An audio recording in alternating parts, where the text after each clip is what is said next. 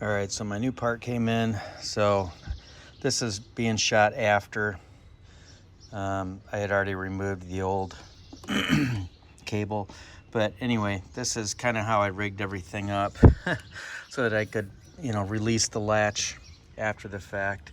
But anyway, I used some extreme tape, some silicone tape to kind of hold this in place so that when I was pulling this from an angle, I just didn't want to be yanking that cable there. And then I wrapped this around that housing to make sure that didn't come apart either. I didn't want to have to deal with taking that wheel well off again. Which, by the way, I did not have to take the tire off or anything. I was able to just take out the, it felt like about 30 screws to take that housing out for the liner in there, the wheel well. And one thing that I would recommend when you put that back together after you get the old cable out, put the screws in loosely, because if you tighten them too much, it's really difficult to get all the screws to align that are deep inside the wheel well there, like that one.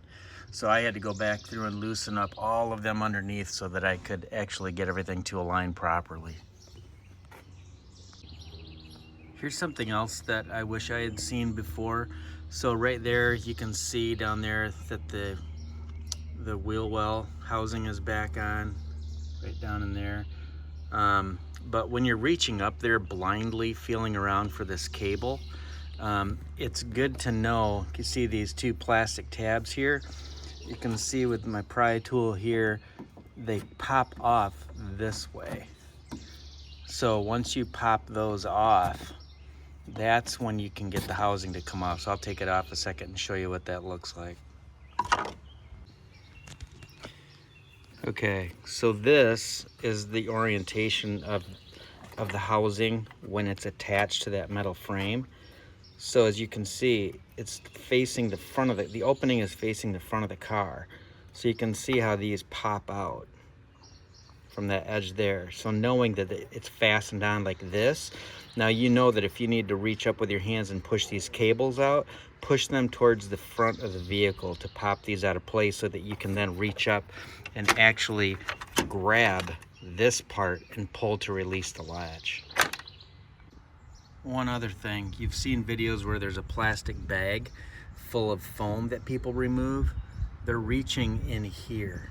So this is where that cable is, right here, and it was coming through like that, okay? So if you reach down into this channel here, which is a tight fit for your hand, that's where that bag is with the foam that you need to pull out.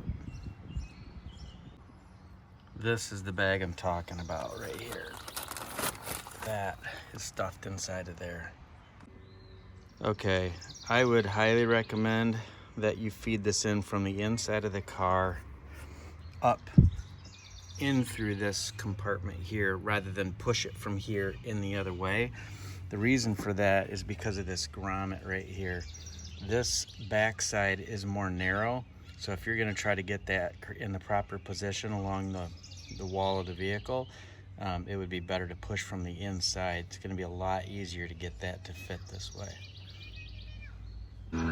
So as I took this piece off, something that I wish other people had shown in the video was like just a diagram of how this all looks so that I knew that I wasn't breaking anything when I pull it off.